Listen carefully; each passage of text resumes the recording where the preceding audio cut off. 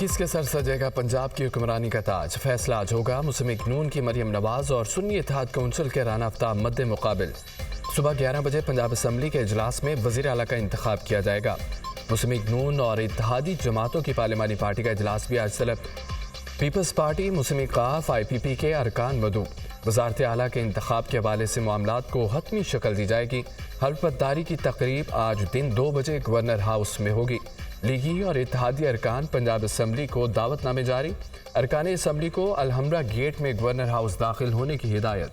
अरकान असम्बली को मेहमान साथ लाने से रोक दिया गया।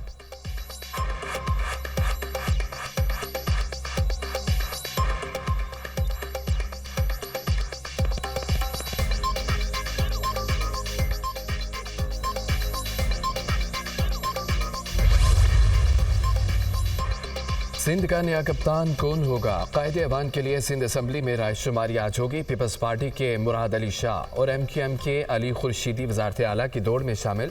पीपल्स पार्टी की सिंध असम्बली में पार्लिमानी जमातों से राब्ते। जमात इस्लामी के रुकन सिंध असम्बली मोहम्मद फारूक से हिमायत मांग ली। वज़ारत आला के लिए मुराद अली शाह को वोट देने की दरख्वास्त। पीपल्स पार्टी के MQM और आज़ाद अरकान से भी वज़ारत आला के वोट के लिए राब्ते।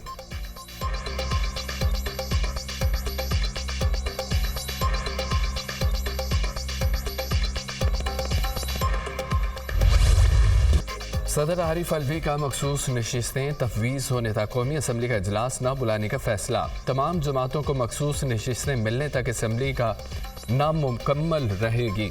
सदर डॉक्टर आरिफ अलवी का मौक़िफ़ इलेक्शन कमीशन सुन्नी इत्तेहाद कौंसिल को ख़वातीन और अक़लियतों की नशिस्तें देने से मुतालिक फैसला आइंदा हफ्ते करेगा।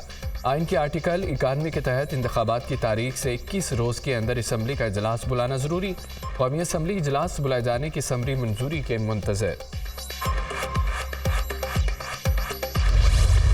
29 को तो जहाँ जहाँ भी जनरल इलेक्शंस हुए हैं वो पूरे पाकिस्तान में हुए हैं। जो असम्बली या नेशनल असम्बली अगर सदर नहीं बुलाते, किसी सूबे का गवर्नर नहीं बुलाता, उसका यही होगा कि 29 को ऑटोमेटिकली इजलास होगा। सदर ममलिकत ने असम्बली पर इजलास न बुलाया तो 29 फरवरी को स्पीकर आइनी तौर पर खुद इजलास बुला सकता है। आइन में वाज़ेह है, अगर इजलास नहीं बुलाया जाता तो 21वें रोज़ स्पीकर को इजलास बुलाने का इख्तियार है। सूबों में गवर्नर इजलास नहीं बुलाता तो वहां भी यही उसूल लागू होगा। सेनेटर सागदार की मीडिया टॉक।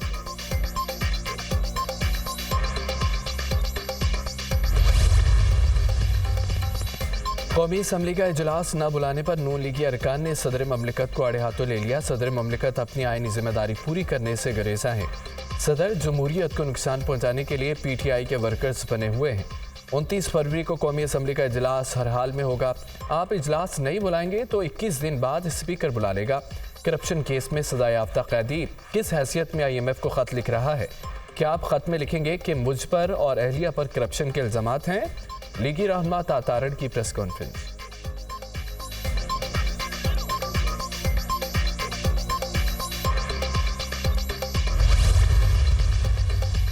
असम्बली का इजलास बुलाने में ताख़ीर सदारती इख्तियार का नाजायज़ इस्तेमाल है। आरिफ अलवी एक शख्स की वफादारी की बजाय आइन की पासदारी करें। ये वही सदर हैं जिन्होंने माजी में कौमी असम्बली को गैर आइनी तरीके से ख़त्म किया। सदर माजी की तरह आइन से खेलने से गुरेज करें।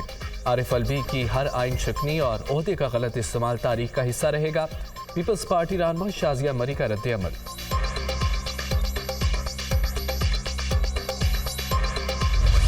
पीपल्स पार्टी का Awais Qadir Shah speaker, Anthony Naveed deputy speaker Sindh assembly मुंतखब। अवैस कादिर शाह ने 111 वोट हासिल किए। MQM की सोफिया सईद शाह को 36 वोट मिले। एंटोनी नवीद ने भी 111 वोट हासिल किए। MQM के राशिद खान को 36 सरकार ने वोट दिया। स्पीकर और डिप्टी स्पीकर के इंतखाब में 147 सरकार ने वोटिंग में हिस्सा लिया। 9 आज़ाद और जमात इस्लामी के एक रुकन ने वोटिंग में हिस्सा नहीं लिया। सिंध असम्बली में मजीद 10 सरकार ने हल्फ उठा लिया। 9 आज़ाद और जमात इस्लामी के एक रुकन मोहम्मद फारूक ने हल्फ उठाया। हल्फ उठाने वाले अरकान की तादाद 157 हो गई। पीपल्स पार्टी और GTA के 3 अरकान ने हल्फ नहीं लिया। सिंध असम्बली में ख़वातीन की मखसूस नशिस्तों पर पीपल्स पार्टी की शर्मिला फारूकी और मुदस्सिर सहर कामरान की कामयाबी का नोटिफिकेशन जारी।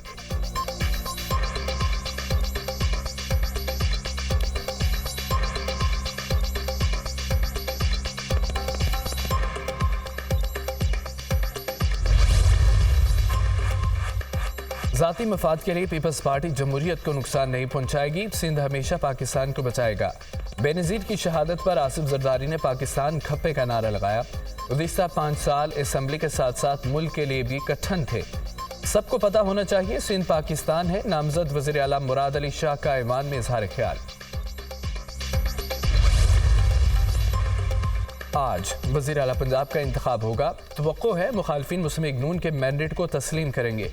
2018 में मुस्लिम लीग नून बड़ी जमात थी, हम तमाम तर तहफ़्फ़ुज़ात के बावजूद अपोजिशन में बैठे। 2018 में हमारी हुकूमत नहीं बनने दी गई, अक़लियत को अक्सरियत पर फ़ौक़ियत दी गई। हम अपोजिशन को साथ लेकर चलना चाहते हैं। उज़मा बुखारी की मीडिया से गुफ्तगू।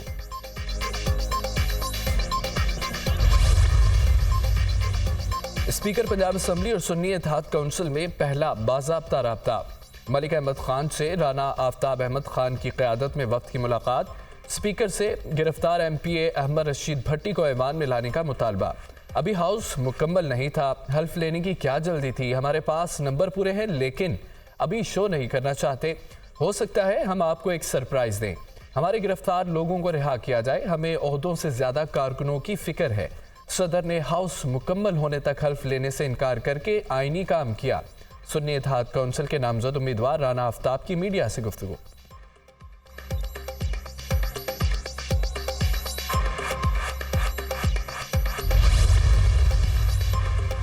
MKM कन्वीनर डॉक्टर खालिद मकबूल सिद्दीकी के सरबराही में राब्ता कमेटी का इजलास। गवर्नर कामरान टिसोरी, मुस्तफ़ा कमाल, फारूक सत्तार और दीगर अरकान शरीक।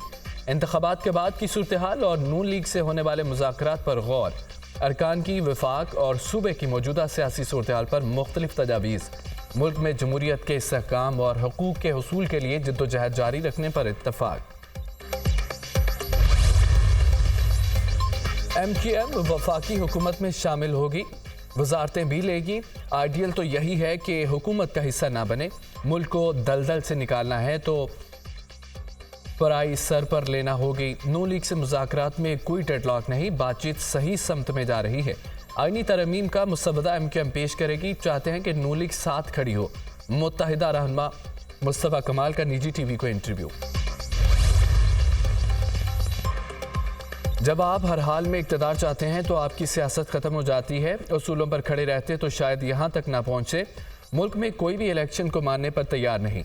जो आज आप करेंगे उसके नताइज 5 से 10 साल बाद मिलेंगे। मुल्क के तमाम इदारों में इस्लाह की ज़रूरत है। हमारा इंसाफ का निज़ाम जुल्म में तब्दील हो गया। मेरे इख्तियार में हो तो सबसे पहले नैब ख़त्म कर दूँ। माजी में आपके पास गलती की गुंजाइश थी, अब ख़त्म हो गई। पहले कौन सा तरक्की का किरदार अदा किया गया जो अब हुकूमत करेगी। वज़ीर आज़म के लिए दुआ ही कर सकता हूँ। सूबे और विफाक में बड़ा फ़र्क होता है। शाहिद खान अब्बासी की दुनिया न्यूज़ के प्रोग्राम सवाल अवाम का भी गुफ्तगू।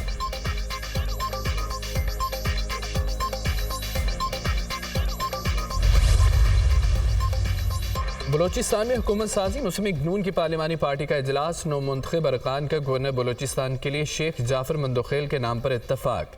स्पीकर बलोचिस्तान के लिए राहिला हमीद दुरानी मुस्लिम लीग नून की उम्मीदवार होंगी। इजलास में फैसला। बाज़ लीगी अरकान का BAP को हुकूमत में शामिल करने पर तहफ़्फ़ुज़ात का इजहार।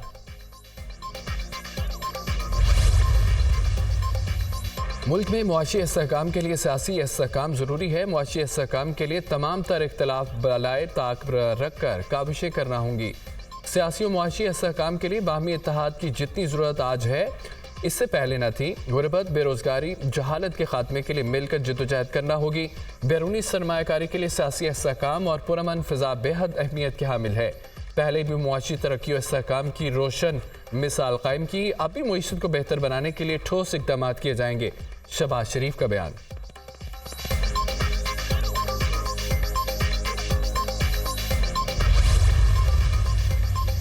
तहरीक इंसाफ के इंट्रा पार्टी इंतखाबात। उम्मीदवारों ने कागजात नामजदगी जमा करवा दिए। बैरिस्टर गौहर अली चेयरमैन और उमर अयूब जनरल सेक्रेटरी के उम्मीदवार। सिंध से अशरफ कुरैशी, बलोचिस्तान से मोहम्मद असलम, KP से नवीद अंजुम के चेयरमैन के लिए कागजात जमा।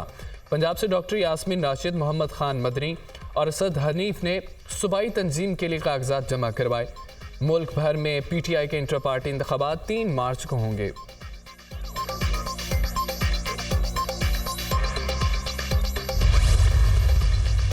सिंध में तारीख रकम एंटोनी नवीद को पाकिस्तान का पहला अक़लियती और मसीही डिप्टी स्पीकर बनने का एजाज़ हासिल। एंटोनी नवीद ने सियासी करियर का आगाज़ नाज़िम यूनियन काउंसिल की हैसियत से किया।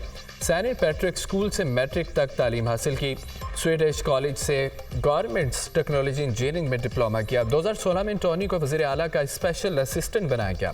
बिलावल भुट्टो ने 2018 में एंटोनी नवीद को सिंध असम्बली का रुकन नामजद किया।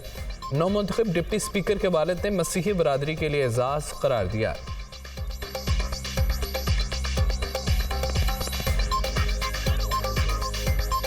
तमाम पीपल्स पार्टी के सारे लोगों को मुबारक हो। मसीही कौम के लिए बहुत सारा एजाज़ है जो पीपल्स पार्टी